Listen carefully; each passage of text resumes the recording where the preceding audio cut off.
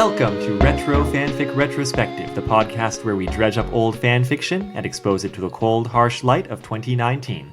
My name is Amato, and with me are... Tori. And And for the first time today, I'm going to take off my mask in front of you two. Are you ready? wait, no.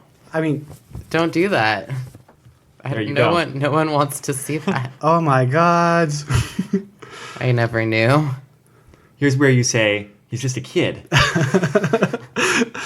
You're the oldest one here, Amato. I guess that's technically true. Yep. He's just a 32-year-old adult male. Oh, Tobey Maguire. Yes. Yeah, that fits. That does fit, Yeah. huh? He's definitely not a kid. But he plays one in the movies. So bizarre, by the way, how we have this really awkward view of adolescence because we frequently have 30-year-olds playing teenagers in movies. I mean, mid-20s is more common, right? I guess. Do you think they have 30-year-olds playing teenagers because they're more reliable actors, or because nobody actually wants to talk to teenagers? Probably both. But probably both. Yeah. Yeah. I know even things like Freaks and Geeks was like, oh, the casting's so good, and James Franco was still like 20. Yeah. Or whatever. At least, yeah. Buffy is interesting because the casting is like each actor is only like 3 or 4 years older than the characters they're playing. Oh, so that only. wasn't too bad. Not too bad, no. No. That's pretty bad when you're talking about teenagers, and like 3 or 4 years changes a lot in how It's you a look. lot, sure. Once you get past season 4, it's not so bad. Because they're college. Yeah. Right. I don't know. It's interesting. There's been some really good shows where they did cast teen actors like Skins. There's been some newer shows nowadays on the Hulus and the Netflix and stuff where they hire actual teenage actors for stuff. It is interesting though, because I remember when I was teaching 8th grade, like some of the kids were prepubescent and some of them were like 6 feet tall, and were like grown men. I was like, whoa. Post-pubescent or Yeah. pubescent. I mean, that's just the thing is like kids kind of really look different depending on where they're at with puberty, and that happens. It's only a range of 4 years, but depending on when it happens, kids can look so grown up. Yeah, I mean, a college student could look like Tobey Maguire, sure. Yeah. Yeah, it could happen. Why not? I was complaining about James Franco on Freaks and Geeks, but I know they did, especially for the younger kids, cast young kids. And the fact that, if they'd done a season 2, I forget, one of those actors was going through puberty, and they were going to have to work it into the scripting. Had season 2 continued, which it didn't because it got canceled. So crisis averted. Great. What's the Stranger Things has a young cast. No, that's true. That's become more Oh, common. yeah. Mm-hmm. Forgot about them. Speaking of forgetting about things, last week, Tori, you didn't seem to remember the existence of a movie called Spider-Man 2, or at least you were very unclear on it. Has your memory been jogged? That's not what I said. I just couldn't... I figured there's been so many runs of Spider-Man movies, none of which I've seen other than the Tobey Maguire ones, and, of course, Into the Spider-Verse. So I wasn't sure if there was, a new Spider-Man 2 that I was supposed to be aware of. I should have been aware of the fact this is retro fanfic retrospective. So yes, of indeed. course. And I do remember the second Spider-Man movie of that series. I guess we still call it Spider-Man 2.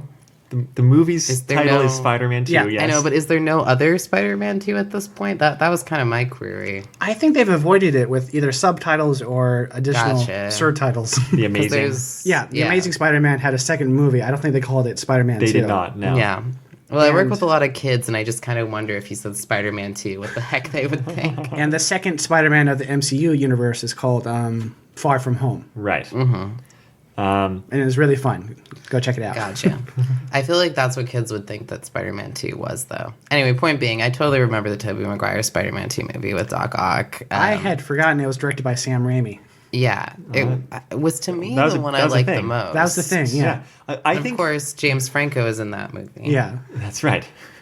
Playing more than a teenager, so that's good. I think general consensus that Spider-Man 2 is the best movie. That's what I remember. It's definitely better than 3, but I haven't watched the first one since watching Spider-Man 2. So it's hard for me to like judge properly. I actually rewatched Spider-Man 2 earlier today in prep, and I'm not sure. It might be academic which one's better than the others. Between the first and second? Between those three. Yeah, They're all, I'm guessing, of a similar Sam Raimi quality at its best. And I'm not sure it's really worth quantifying which one of those is better than the others. I guess this was a more interesting question back when we had like 5 superhero movies to discuss. right? And 2 of them were Spider-Man. And this was amazing because it was a superhero movie that didn't suck. Right. Yeah, and I just want to like pause on that for a second because it's been really hard for me. Like I've recently watched like several series of superhero movies that have just come out on Netflix, like Guardians of the Galaxy. There are like 2 movies that I could find online. You know, all these Avengers movies. Ant-Man, what is it? There's Ant-Man and the Wasp. Ant-Man and the Wasp was the second one. There's so many. I've been watching all of these movies, just trying to keep up with the superhero canon, mostly the Marvel canon. But anyway, I still have missed so many. And this did not used to be the case. Like, when did these movies start just flying out of the box offices like little evil monkeys? Phase 2, I think. Yeah, pretty much. Yeah. Yeah. It's just insane. So I just feel like very disappointed in myself that I can't keep up with them. But it's like a lot of them you'd have to buy tickets to go to the theater to see like every movie that came out. And there's so many, and movie theater tickets are so expensive. To date, there's 23 movies in what they're calling the Infinity Saga. Yeah. And that's the one that hasn't even started yet, right? No, that was the end of this current one. Okay, that's Wow. so next one is stage 4. Okay. Yeah, it goes everything from Iron Man to the newest Spider-Man, Far From Home. Wow, and the Iron Man movie came out over a decade ago. Yeah. Yeah. So a lot's happened. But before the new cycle of Marvel movies, we had Tobey Maguire. Yeah. I'm a casual Spider-Man fan, I guess. Like, as a kid, I was all about the X-Men and Nightcrawler. But, like, I like Spider-Man, too. I got the 2 not crossover, you know, like, guest star team-ups is the word. With Spider-Man and Nightcrawler. Definitely sought those out as a kid. Don't they have a lot of similar, I don't know, power overlap? They climb on walls. They're extremely dexterous. Yeah. Spider-Man could probably beat up Nightcrawler, and I say that as a Nightcrawler fan. They both appear in the same poses, I think, a lot of the time, crawling on something. Yeah, This so is it's true, it's a yeah. logical team up in some ways, except that you have the usual problems where it's just like the X-Men work better as their own universe, really. It's because their concerns. I mean, there's the like random hating and fearing Spider-Man, but that's not the same as like the mutant thing. It's more of just like a universe needing to keep Peter Parker down kind of thing, I feel like. Did you ever read House of M? I never did read House of M. I read through it at one point. Basically, was it Scarlet Witch? Yeah, no more. To change the world all of a sudden, Right. somehow, I don't know, comic books. Yeah. But they changed it so the norm is mutants are the norm and non-mutants are looked down on. Oh, I remember And so that. Spider-Man or Peter Parker in that universe is famous because he's a famous mutant, of course. Being a big mutant personality. Like, and the fact that he's not a mutant was very hush-hush cover-up and, like, ruined his career. Yeah, I vaguely remember that, hearing about that. Yeah, it sounded interesting. Anyway, Spider-Man good, but less than Nightcrawler. And I mean, they're pretty similar characters if you look at it. So, in one sense, you could say Nightcrawler was based on Spider-Man. I'm not I don't know. certain you can say that. But I forget the details of, how that character came about. Anyway. How Nightcrawler did. Yeah, I mean, someone drew a sketch, but it was supposed to be a Legion of Superheroes character, and it was supposed to be really different personality. It was a mess, like most comic book superhero creation stories back in the day. The point is, Spider-Man movies, I remember those vaguely. And this fanfic centers around the train scene in Spider-Man 2, which is something that people remember, apparently. One of the only things I remembered from the movie before watching it again. Yeah, and it's the only thing I rewatched today. I just rewatched the train scene. Certainly got the feeling that, like, this is not how it would have been done if this movie was made now, just with superhero movies being different. Well, the thing about superhero movies now is they've kind of evolved from the superhero movies that existed, 10, 15 years ago. Yeah. So it's 15 years ago. Those were like the kind of like old school Superman movies, but kind of given more of an edge. You know, because we had the Superman and Batman movies, and it was like, it's not Batman because it's not going to be like Tim Burton-y, and it's not Superman. We want to make it sort of like Superman, but with a little bit of an edge. And so Spider-Man was this like, let's talk about city life. Let's talk about Spider-Man's personal life. Let's talk about like his struggle. Superman movies don't involve a lot of Superman's struggle. They're just, at least not on a very like emotional level, like Spider-Man being a young kid goes through. Superman barely struggles when he's turning the Earth backward to turn back time. Exactly, when he flies around the world and spins it backwards on his axis, and that makes time go backwards. Anyway. But most of Spider-Man 2 was about Peter Parker not getting what the audience would consider like they're just desserts. Mm-hmm. Like still living a hard life, not being able to pay rent, a mean landlord that asked him for rent. How rude. Right, it was about like his real life struggles. Yeah. And it was more like it was weird watching it because it felt like at the time you were supposed to kind of identify it. But now looking at it, it's like Peter Parker's sort of like, I'm a superhero, why don't I also get everything else I want? He does kind of have a weird attitude in that movie, and so it's hard to take him seriously.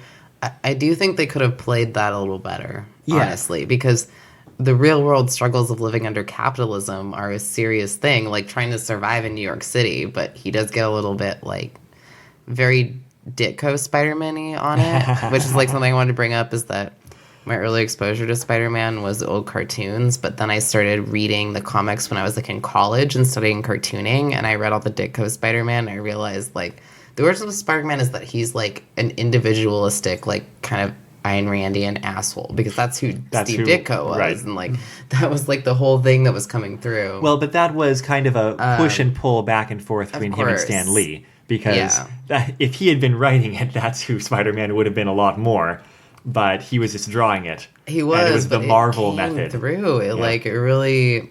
It's just fascinating, like, how Spider-Man's character in Spider-Man 2 is like an echo of that to me. Yeah, because it was like the story arc goes where Peter Parker at one point stops being Spider-Man and his life gets better because then his life isn't ruined. He gets to work on his own merit and get rewards for that instead of doing doing stuff for the greater good. And there's this whole cheesy sequence about it, and like it's a turn to try to turn away from any personal gain to try to go for the big responsibility that he learned from the first movie.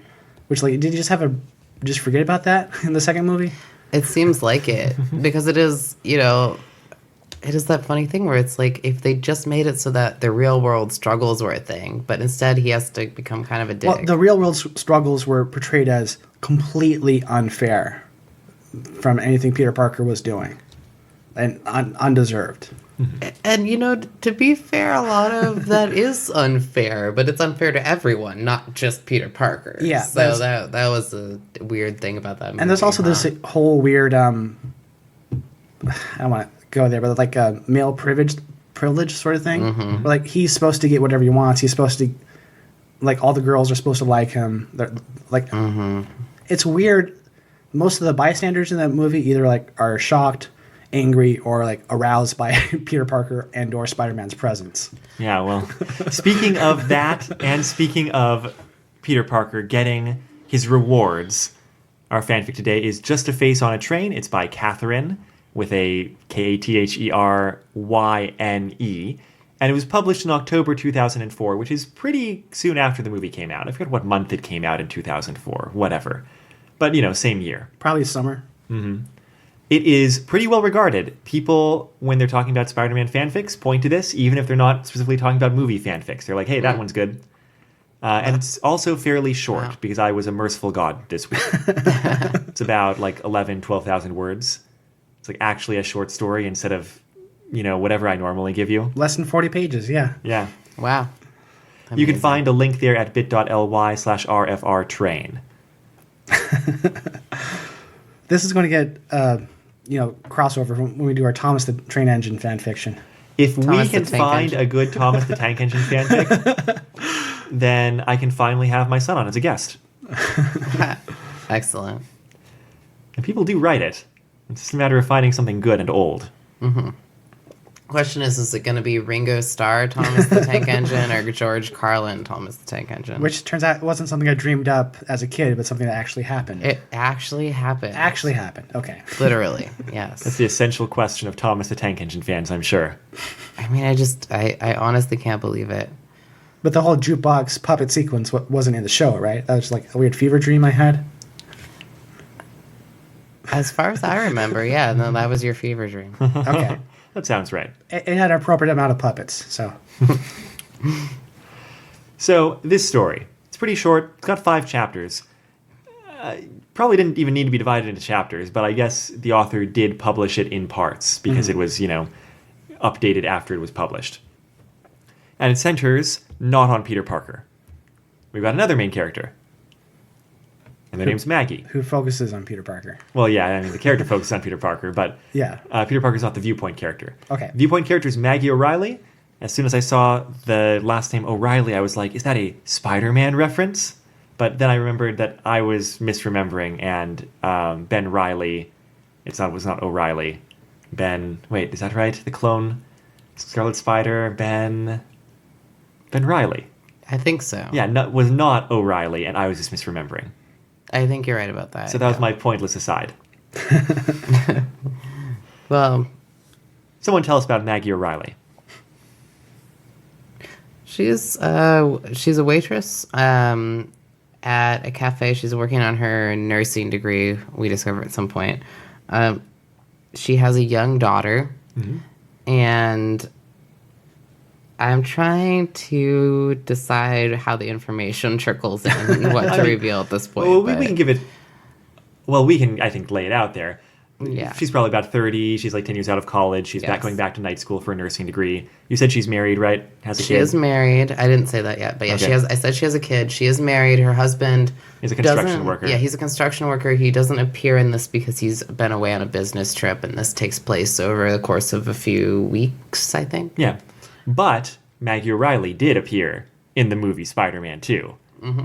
By certain definitions of that. Sure. Yeah. And her young daughter. And her young daughter. In the train scene, there's a blonde person holding a blue blanket that's wrapped in something. I think it's supposed to be a prop baby. Yes, the baby's not crying. It's extremely unrealistic. Not moving. Definitely just a piece of wood or something. But So Maggie at least believes she has a baby. the character has a baby. Yeah. Yeah, She has sure. a young child. Yeah, it's about as realistic as anything gets in a Sam Raimi movie, I think. we were just watching an episode of Glow, and there's a baby that's heavily featured at this point in season 3, and the baby just spent most of this one episode like wandering off and crying in like huge fits, and we were very happy with that portrayal. Do other episodes have the baby doing wrestling moves? Well, we haven't finished the season, so we'll see. Yeah. Keep me posted. That would be a good gimmick. Yeah. I'm really looking for a realistic baby portrayal in my media. I mean, as a honestly. parent, I am. Yeah. Fair enough. That's me. That's what I relate to. It's a me thing.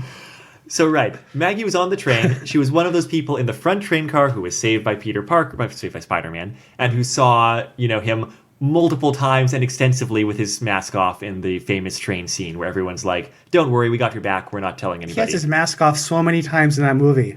Too many times. It's irresponsible. It makes no sense. Well, this was the time when everybody got a good look, like literally could gather around and Yes. look down and be like, "Huh, He's just Yeah, a kid. he's And there's a no few older other, than my own son." few other times in that movie where he just has a mask off at random points, and like he kicks the bad guys out of a convertible while wearing his red and blues, takes off the mask, keeps driving. And Why did he take off the mask? Yeah. Yes. Thank you. He eventually pulls up to the theater to watch Mary Jane change into a suit Okay, while still driving the same car. okay. So apparently he changed out of his spider suit into his going out suit in the car While in a driving? convertible with the top down. Okay. Very acrobatic. I'm sure only Spider-Man could manage it. So this character Maggie is extrapolated from one of the specific crowd members in that scene. It's very Star Wars Extended Universe, like... They showed up in a scene. They have a backstory on their own planet and their own culture, here's their whole life, right. their own language. Right. Here's the This is- book focusing on them. But there's a really good point to this whole extrapolation that happens in this, and that is that all of the people that like Spider-Man saved kind of have their own little stories. We don't get all of that, but it's this nice humanizing element of like, hey, here are the people that Spider-Man has saved the lives of, especially, you know, this woman with a young child. So I understand why the author chose to focus on her and her baby. Mm-hmm. And the action of the fanfic is that Maggie's like on job duty with her coworker Jackie. Jackie's pretty one note. Basically, her thing is like Long Island accent. I was going to say chasing men, but her role is both of those. so two things. That's like a fully rounded personality right there. Yeah. But really, the only point of Jackie is to have someone for Maggie to talk to. That's it. Her role in the story. Mm-hmm. Yeah. And you know, Maggie's trying to like write a college essay in between, you know, needing to wait tables, but among the people who come and sit down at a table is a young college student with brown hair, and when she goes over to serve him, she realizes it's famous actor Tobey Maguire. I mean Spider-Man. Seabiscuit themselves, yeah. Oh, did he play the horse? You could tell me yes, I'd believe you. That's a good role. Yeah, the kid's got range. Anyway, no, she recognizes him as being Spider-Man. And because everyone got a real good look at him. And she kind of freaks out and backs up. And then she decides, like, looking him over, he's clearly a poor college student. Yes. Well, he also asked if there's any breakfast special for less than $3. Yeah, the answer is no. The answer is no, because they all turn out to be like $15. So I don't know where you're coming from, Peter. It's but like a piece of toast, maybe? Maybe. Yeah, I'm just saying. Like, I know this was 15 years ago, but nonetheless, like, asking for something, like he's just like a breakfast special for less than $3. Like, you could ask for like anything less than $3. You know, what can I get for $3? You know, But like movie Tobey Maguire Peter Parker is this pathetic and out of touch though. Mm-hmm. Would definitely do this. Yeah, it's actually throughout this. I feel like the portrayal of Peter is like dorky and clueless for the most part, very much in line with the Tobey Maguire portrayal. Yeah. Yeah. Well, and that's kind of actually the Spider-Man I like, because I like that a lot better than asshole Spider-Man. Mm-hmm. The MCU Spider-Man's pretty good. They do a good version of young and dorky and socially weird. I like him being socially awkward and like having his little quips when he's Spider-Man, but like not really knowing how to socialize. I don't like him when he's like, I don't know how to socialize, therefore that gives me a license to be an asshole to everyone I know. Peter B. Parker? Yes. No, that is the Tobey Maguire Spider-Man. It is true, though. technically. Like in Spider-Man 2, he's an ass. It just like, you know, because in the early, you know, the very first early Spider-Man, it's like when he realizes who is he? Flash Thompson is the bully. Yep. Yeah. When he realizes he literally when he realizes his powers, he's like, I'm going to go kill him now. Like that's the first thing Spider-Man thinks. Goes and beats him up, Spider-Man origin. He goes and beats him up, but he's trying to kill him. I mean, with those kind of superhuman moves, against a civilian, that would kill somebody. No, he literally thinks I'm going to kill him. Like, that's in the comic. Anyway, point being that Spider-Man has evolved into a much better person. Tobey Maguire, Spider-Man, is still better than Steve Ditko, Spider-Man. Now, so Maggie retreats. She kind of freaks out and catches her thoughts. And she, you know, goes through all kinds of thinking, including, like, should I tell other people from the train? Which we'll come back to later. But she's like, no, that would like crowd things around and make it like difficult. And then what she does is she goes back and she's like, yes, in fact, there is a all-you-can-eat breakfast special for $1.50 all week. And Peter's just like, okay. Yeah, he's like, really? Golly. And she's like, yes, really. Yeah, he does say something like, oh, gosh, I think. She's like, who says gosh? Yeah. But that sounds about... Tobey Maguire Spider-Man. Yeah. And so... she gets to ply him with food and, you know, just tells her coworker, like, yeah, he ordered the Supreme or whatever. Somebody still has to pay for that, though. She does. Yeah, she pays. Yeah. And it's funny, too, though. I don't know if I mentioned this, but she says it's a special just for college students who look especially hungry. So that was kind of cute. But she kind of develops this, like, cute relationship with him. Because she keeps serving him these $1.50 breakfasts, and because she's so grateful for him saving her and her daughter's life. But what I especially like about it is that her coworker Jackie, like, she's like, oh, you think he's cute, or like at some point I think Jackie starts to think he's cute, even though initially she thinks that she doesn't like nerdy boys. Point being is that it's all very innocent because Maggie is married and she's just very grateful for Spider-Man saving, her family. Yeah, I was concerned it was going to take a turn at some point. Yeah, but I think like it's very nice that they kind of address that casually, like, oh, you've got a crush on him, which is like, nope, that's not what it is, and it isn't. And it was very, very nice way to do it, and a nice little relationship. Yeah, she just claims, oh no, he's my nephew. He just doesn't remember me for some reasons. Don't worry about it. And so the tension for the next little while is her trying to help him as much as possible without revealing that she knows that he's Spider-Man. So like, obviously he comes back for the special because he's a poor college student, and of course you would. And she like manages to foist off a new coat on him because he's about her husband's size and had a spare coat, and like tries to keep giving him food like that. And at one point he's about to tell her his name, and she's like, no, I'm just gonna call you whatever. Sport, because you look sporty. Yeah. And then he's like, I don't get that very often. She's like, oh, like a runner, like you're lean.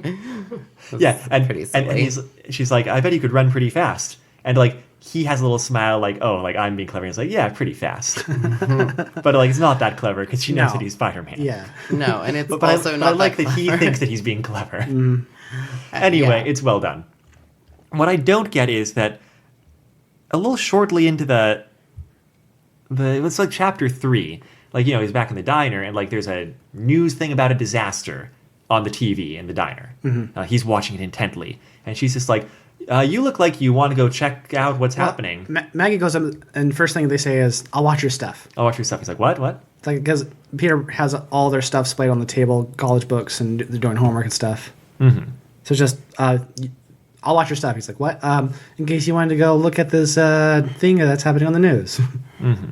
Yeah, and that, for some reason, isn't much of a tip-off to him. I was going to say, like between that, she does that, and then she has a whole conversation with him once he gets back, because he does the Spider-Man thing and tries to save, everyone's life from this disaster, and then he does the Spider-Man thing and feels very, very guilty about the one person you could not save in that one incident. Yes. And that is like a really very, on-point characterization, right? And so they have this whole conversation where she's like, was Spider-Man able to save everyone? It's like, not everyone. And she's like, but Spider-Man did the best he could. And it's all like very...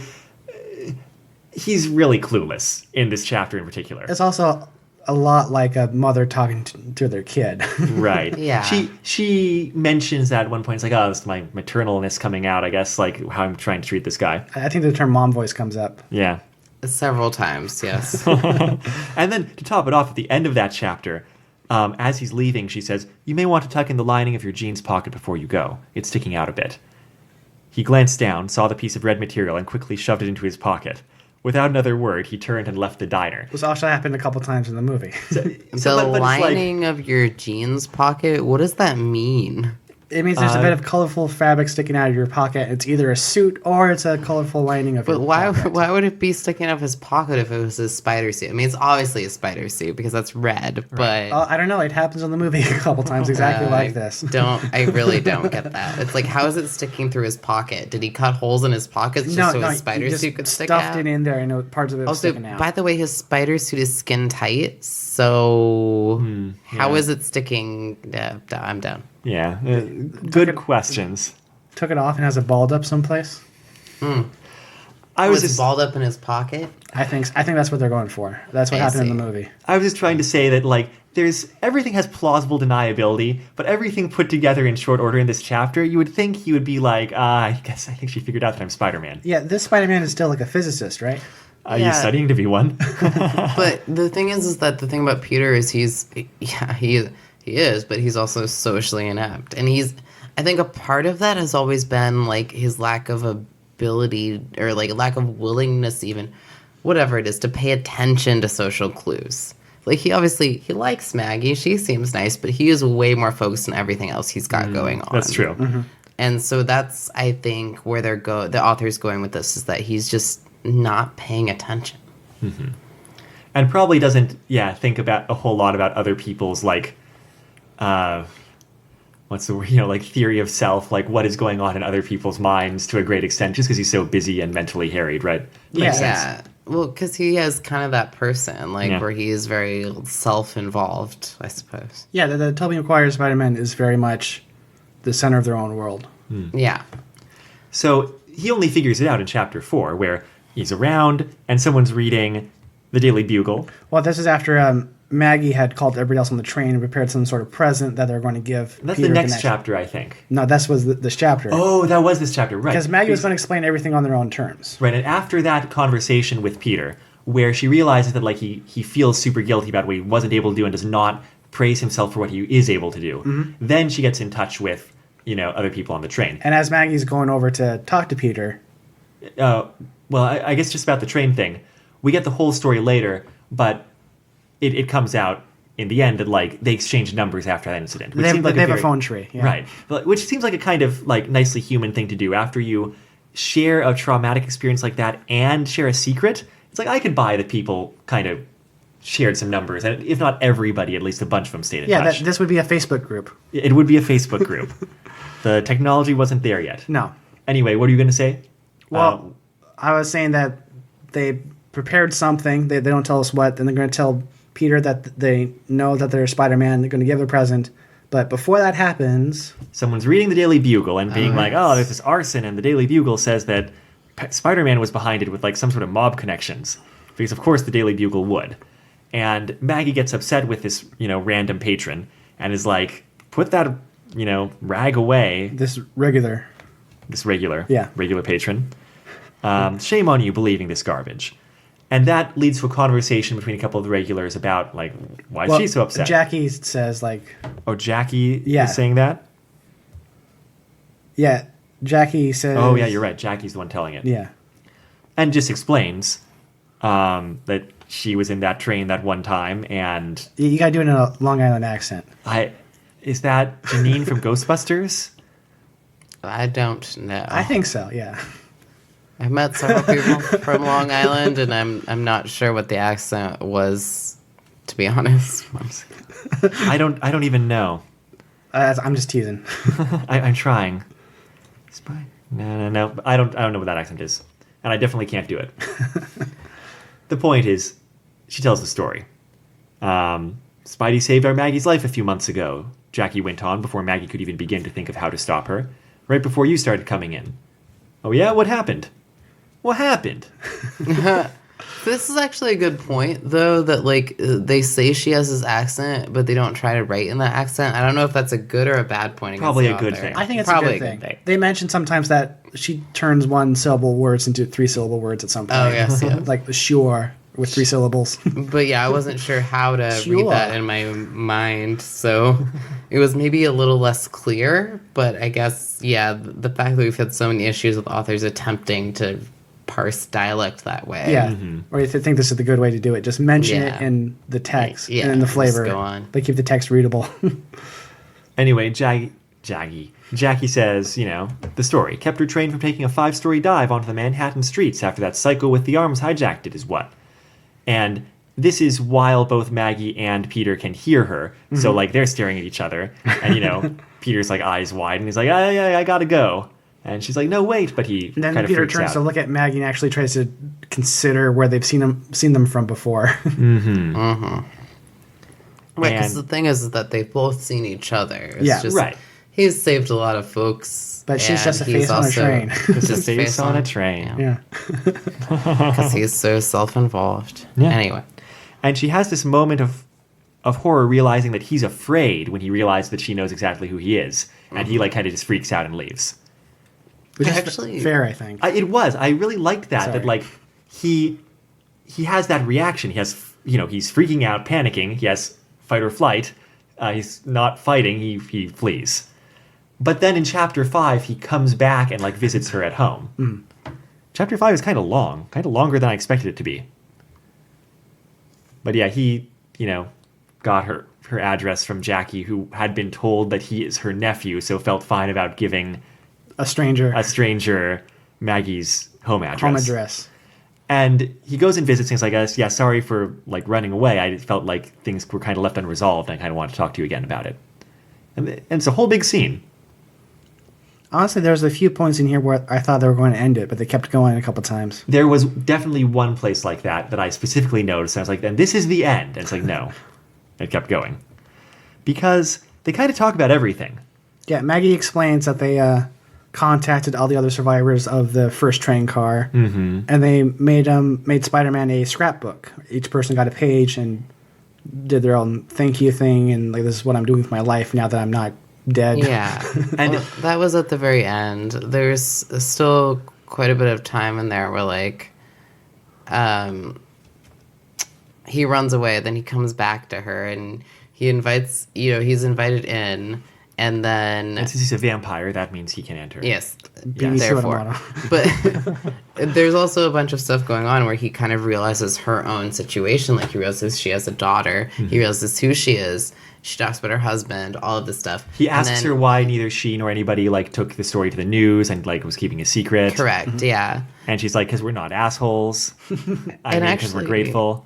Something I was going to say about a little bit earlier was his portrayal of this actually seems like kind of like very innocent, kind of sweet boy. And it's mostly from Maggie's perspective. She's like, oh, this boy, I must feed him, I must clothe him. And so she gives him this pie she has in the fridge, and they talk for a little bit, and he's obviously so hungry he starts to devour the pie, and he finally tells her his name, Peter, but when he first says it, he's trying to eat the pie so rapidly that, he can't even pronounce his name. It's like... At one point, he has to cut off the conversation and leave rapidly for Spider-Man saving someone. Yes. And that's one of the places where I thought, and that's where they end the... And then he just goes and never sees Peter again. Yeah. Right. But no, he comes back and the scene continues. And then he's injured. And of course, she is a nurse. Training. In training, yes. She says something... This is actually a really funny part to me. She says something about putting on her nursing hat, like, to make him feel better about her, like, taking care of him, because at first he refuses. And I thought that was very literal at first, and then I was like, that must be metaphorical, because nurses don't wear hats. But it was actually really unclear. Like, it was almost like the author thought that nurses wore little hats. I think Hello Nurse wears a hat. Yeah. So that's accurate, I'm sure. I don't know. I'm sure it was supposed to be, like, metaphorical, but she has to tend to his wound, and at first he refuses, and finally lets her. And so there's a lot of bonding and intimacy that's built. And then the whole time this is happening, Maggie's thinking about her child, like she's thinking about the baby monitor and her young child who would have died without Spider-Man. And there's this nice thing where she eventually, like, offers up the scrapbook, and then I guess suppose we continue from there. And I think one of the things I like about this is that it's not all one-sided, just like, thank you so much for saving me. I can never repay you, but here's a pie. In the scrapbook in the back is a list of phone numbers for these people and what they do. And it's like, anyone who thought they could in any way help Spider-Man in any niche circumstance, like, kind of gave their contact information in case he needs a guy. Yeah, in case he like needs someone. Taylor, there's a lawyer, there's an ER doctor. Right. Yeah. And, like, all of those sound situationally extremely useful. Yeah. Yes. And, his first reaction is like, no, I can't get anyone involved because, like, people close to me have been hurt and, it's too dangerous. And she has to have this big conversation with him being like, you're not the only person who chooses to do things that have some element of danger. That's like life. My husband's a construction worker. There's an element of danger there. Element of danger in just living. And, like, this is something we're choosing to put forth. Just like you're choosing to put forth your superheroic efforts. There's a nice little story that Maggie says after that, talking about that they were on the train because they were in a car crash, like, a week earlier, and they thought the train would be safer. So just being in the world itself is dangerous enough. Yeah. You never know. And, like, this is something that's just as important for them to be able to help as it is for him to be able to help. And so I thought that was really good. It's like, these people are not below Spider-Man. These people are trying to kind of do everything they can just like he is. I actually thought, this was, like, the most powerful part of the fanfic. It was a little... There are points leading up where I was just like, okay, yeah, this is kind of sweet and this is kind of nice. But there's a lot of power here at the end because she has to do a lot of convincing to convince him. Like, when he says... when Maggie says... oh, well, I'm going to be a nurse. Like, people are going to come into the ER and things can be really dangerous for me and there's gang violence and, who knows what's going to happen. and my husband works construction. He walks in these steel girders, and he could fall and he could hurt himself. Peter's still like, well, that's not the same as being held at gunpoint, you know? Like, the danger I could put you in is so much more significant. But eventually, you know, with the argument going back and forth, she does convince him that it's like, it is the same level of danger. And part of that is her argument around the car crash. But I feel like it was, I don't know, it was almost like a very logical sort of argument. Like, I could see both sides. Like, Spider-Man's life is very dangerous. Like, being associated with Spider-Man does put you at risk in a significant way. And her argument is, like, living is dangerous, and she has to work very hard to convince him of that. And I feel like she sort of convinced me, too, in the process. I'm not going to lie. This is a common moral quandary that comes up in superhero media. And every time it's a coin toss which way it'll end up, because it either ends up on this side where it's like it's dangerous but life is dangerous and we want to help, or it comes up on the other side, it's like, oh no, this isn't life is dangerous, this is a super villain targeting you and slowly peeling your skin off dangerous. Right. And so which side it ends up on completely depends on the media and the message they're trying to portray at the moment. Right. And I think even the Spider-Man movies, these ones flip-flop back and forth. Because like at the end of the second Spider-Man movie, Mary Jane and Tobey Maguire get together.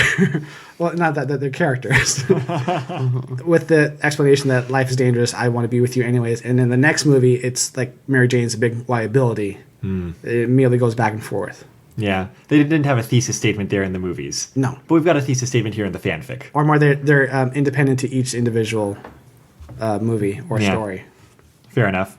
Well, all I know is that Edogawa Conan definitely should tell Ron, because she's like a kick-ass martial artist and can totally take care of herself and is in constant danger anyway. And basically everybody on the show already, because like the fact that they don't know makes it unwatchable. It makes me want to tear my skin off. I know. Well, I was able to watch about 10 episodes. I think I went like 30 or 40. Oh, yeah. I went up to that part in like the first season where like she figures it out. She's like, you're Shuichi or whatever his name is, right? And he's like, no. And he has like the doctor lie over the phone. Calls him with a voice changer. Yeah. And that's like pretty early on. And I was like, oh, God damn it. Like just. And that's the only time Ron actually gets suspicious and guesses. Well, if they can't keep going back to that, I understand. Just like that would be even dumber than what they do, which is dumb enough. But it's like, there's no reason. But for hundreds of chapters. There's no reason to do this. I think it's still going. What do you think she's going to like tell everybody? You think she's in any more whatever. Detective Conan opinions here. That's all. They should have done something. They should have had a Detective Conan Shippuden or something where they had changed something in a span of time or something, or anything that's different. Isn't it still going though? I think it's still going though. So they can still do it. There's still hope. Because that's what shonen manga are known to do. Once they have a successful formula that they can continue in perpetuity, they'll drastically change it. Yeah. Yeah. Anyway, that's really the fanfic. Thanks for getting me upset about Conan. Doesn't take much to get us upset about Detective Conan. No.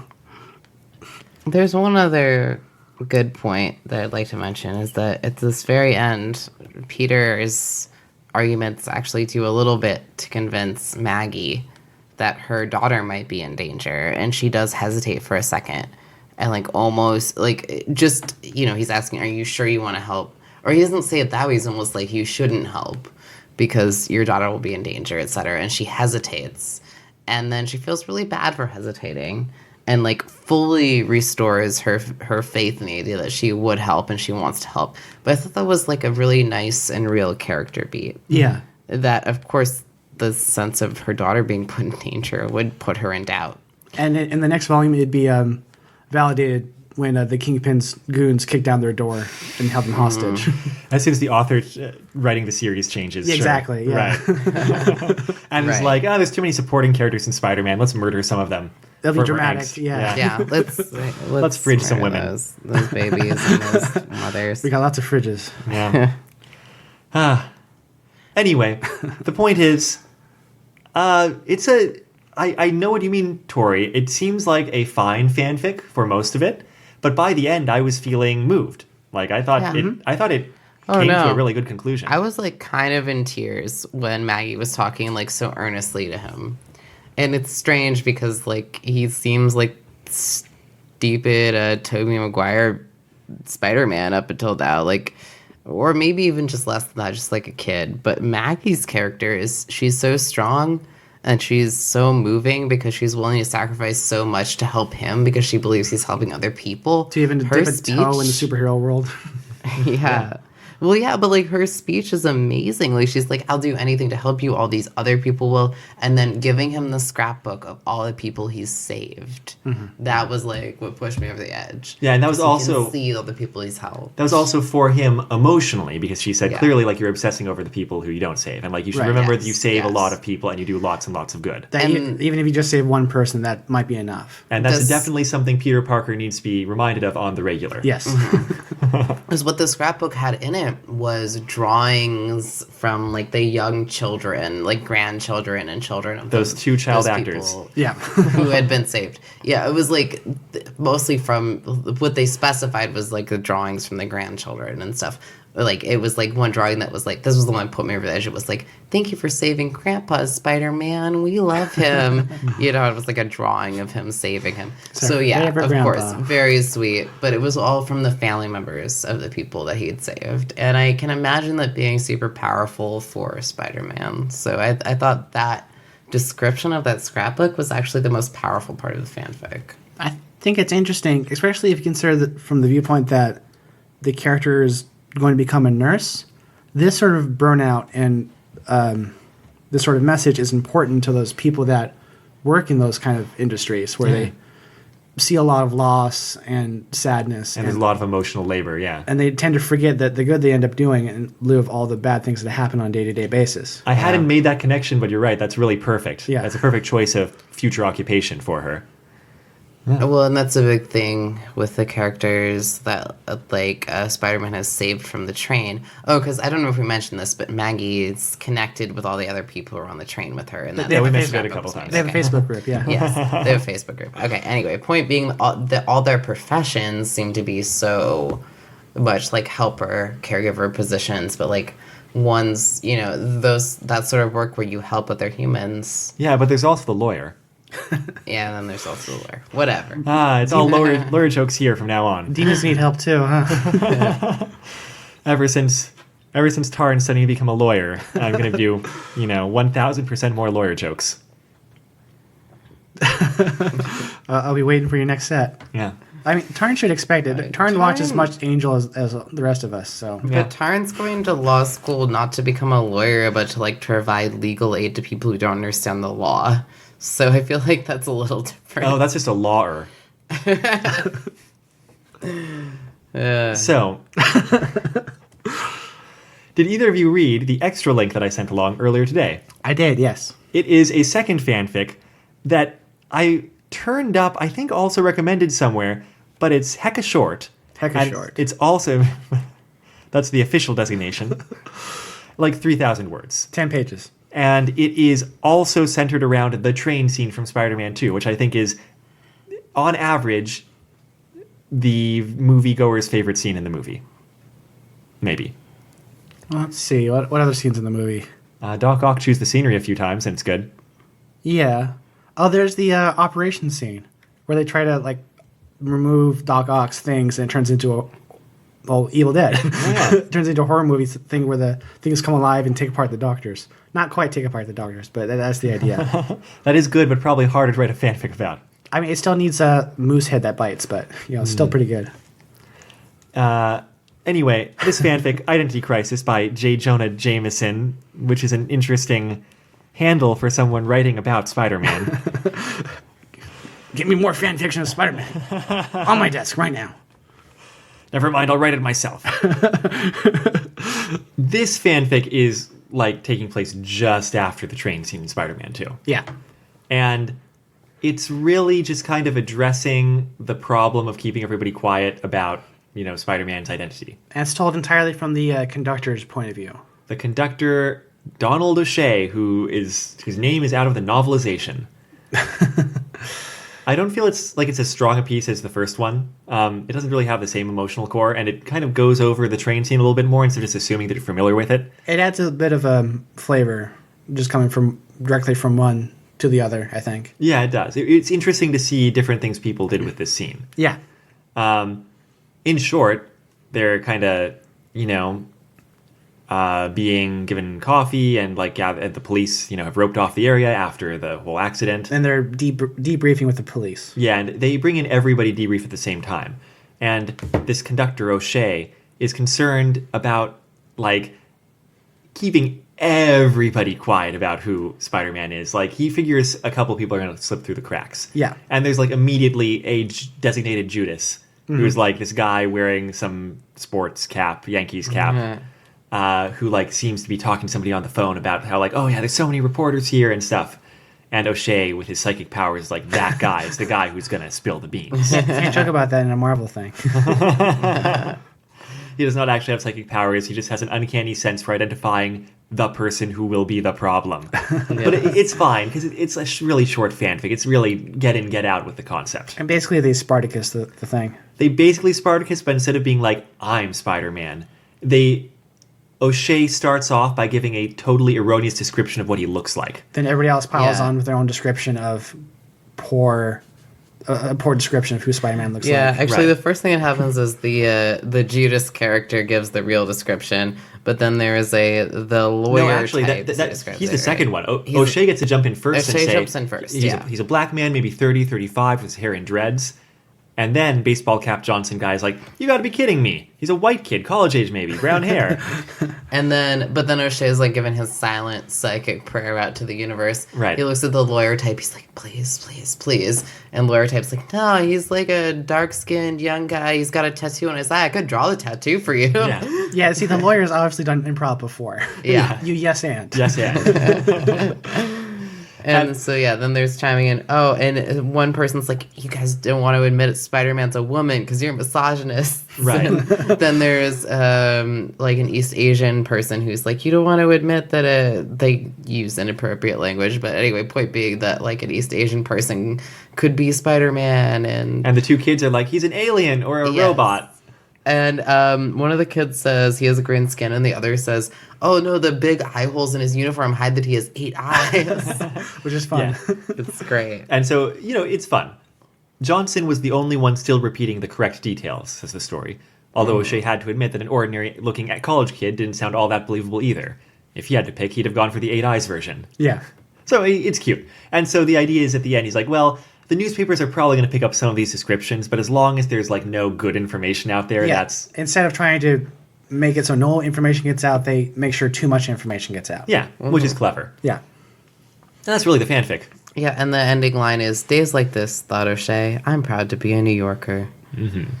I guess there's some I'm proud to be a New Yorker too, O'Shea. Yeah. There you go. My grandmother grew up in the Bronx, so it goes down that far matrilinearly, right? Sure. Yeah. Right. You're a New Yorker. Whatever. Right. I'm sure they can get you a grant or something to relocate or something. Yeah. I can just take New York citizenship at any time. Right. I think you have to serve a year in their army or something. Sounds correct. So that is Just a Face on a Train, and also Identity Crisis as a point of comparison. I just thought it was interesting to point out that other people were addressing, riffing off of the same scene, that it seemed to be kind of a fanfic-inspiring scene. The idea is a heartwarming New York moment. Yeah. Mm-hmm. Heartwarming New York moments all around. Yeah. Yeah, people in the city supporting each other. And I think this is especially a tone for the Tobey Maguire Spider-Man movies is people end up supporting him. Yeah, well, that's what the train scene is about in the first place. Yeah. Spider-Man's a figure who represents. Yeah, you're right. It's all about the train scene. People resonated with that. Mm-hmm. They like this idea that people in the city could support each other. Yeah. So, is there anything we want to complain about in Just a Face on a Train?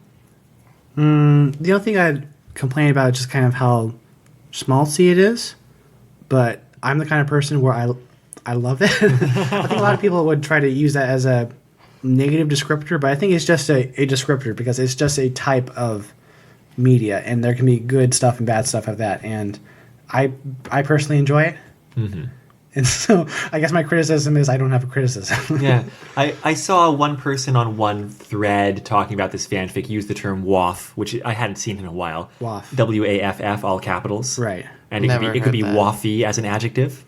It stands for warm and fuzzy feelings. Mm. And that's negative? No, it's not negative. It's descriptive. It's positive. It's like that's the kind of story it is. It's a waffy fanfic. Thank you for the new verbiage. Yes. New adjective. Yeah. It gives you warm and fuzzy feelings by the end. I think I am genuinely going to complain that I think the pacing on Chapter 5 is a little bit off. And even so, Chapter 5 is the most powerful, and like it's a really effective ending. I just feel like it could have had a little bit more of an arc. The ending could have felt more natural. It could have felt more natural, a little bit less. It kind of goes back and forth a little bit, and it really didn't need to. But probably it didn't have like an editing pass or anything. It's pretty, effective writing for what it is. Yeah, I mean, it's pretty well written. I mean, and the only complaint I would give is that Jackie, Maggie's friend, is pretty one-dimensional. She is. And I felt like Maggie could have had more connections in her life. Like her husband, she speaks of often but never appears. She speaks of her daughter often, who's admittedly, maybe she's supposed to be 1 at this point. I think it was smart to keep them off stage just because in a short story like this, you do not want it to bloat. Yeah, this was just about Maggie and Peter. But the fact that it's just about Maggie and Peter, I think Tori emphasizes that Jackie is really one-dimensional because, like, there's 3 characters. It's Maggie, Peter, and Jackie, and 2 of them are well fleshed out, and one of them is Jackie. And so it's like, you read through, and noticeably she is just not the same level of person. I would like some sort of as Maggie. Heart from Jackie. Or something. Yeah. Yeah, that's my main point, is that if you're going to identify these 3 characters, you're either going to make them a presence or it's fine that her husband doesn't show up and that's okay. But yeah, when you get this also one-dimensional friend, that person could have provided a lot of dimension for the fanfic had they been given a personality. I liked how the husband... I guess that's my only criticism. I liked how the husband was handled in that she thinks about him as a specific person, but she doesn't think about him unduly. And so it's like, when she's convincing Peter to take the coat, and she says, like, don't worry about it, like... when she tells him later... Originally she tells him the coat was left in the diner. Right. But, like, later on when she's telling him about, like, no, it's fine to keep the coat, she's like, it's fine, my husband's not going to wear anything that doesn't have a...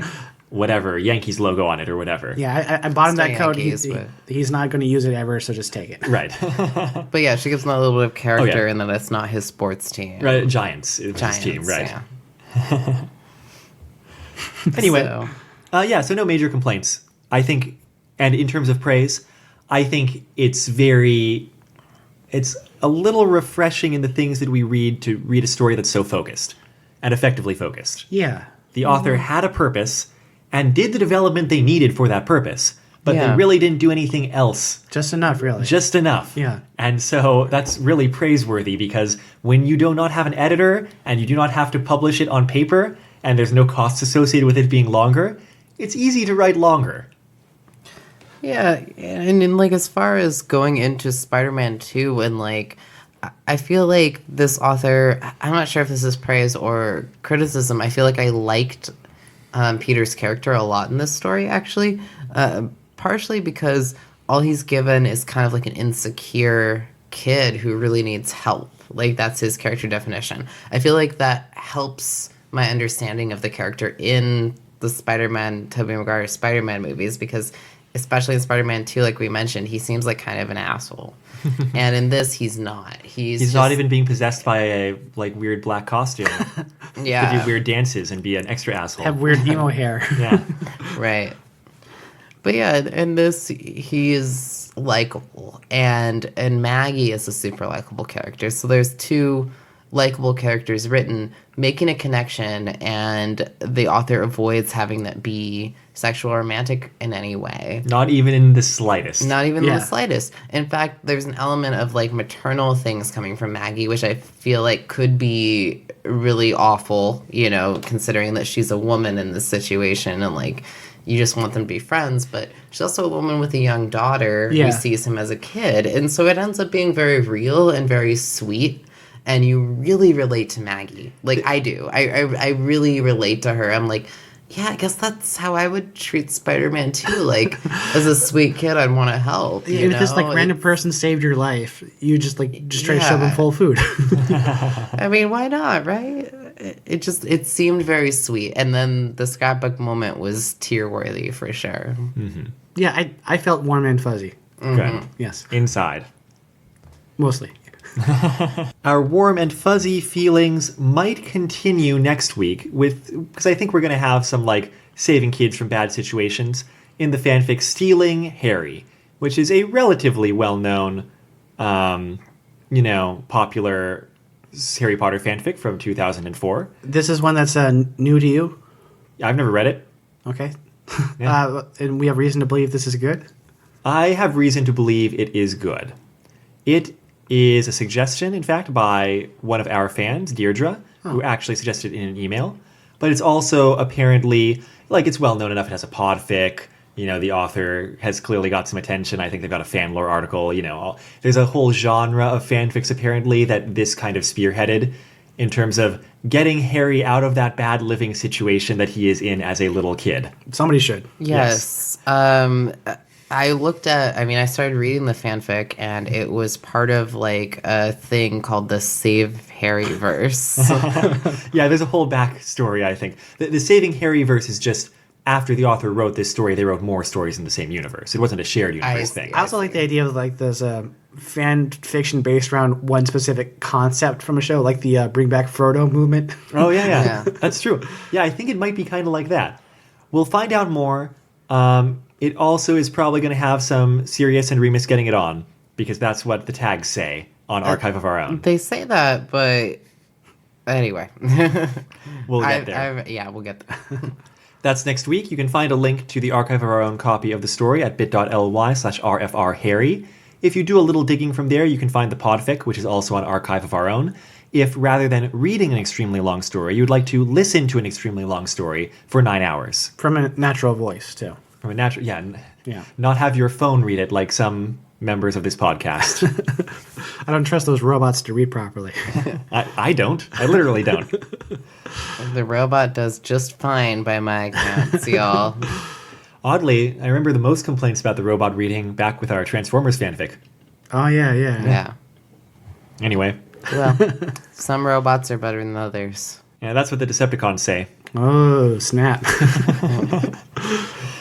As for this was episode 53 of Retro Fanfic Retrospective, Just a Face on a Train, a Spider-Man 2 fanfic by Catherine with an E-R-Y-N-E.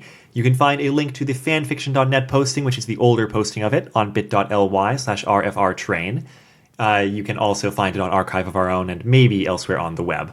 If you're looking for that other story we mentioned, that was the story Identity Crisis by J. Jonah Jameson on fanfiction.net, and I'll put a link there at bit.ly/rfrcrisis if you're looking for that. I think I forgot to mention that this fanfic was a recommendation as well. I'm doing a series of recommendations to kick off our new year of, podcasting and reading fanfictions. Season 2? Yep.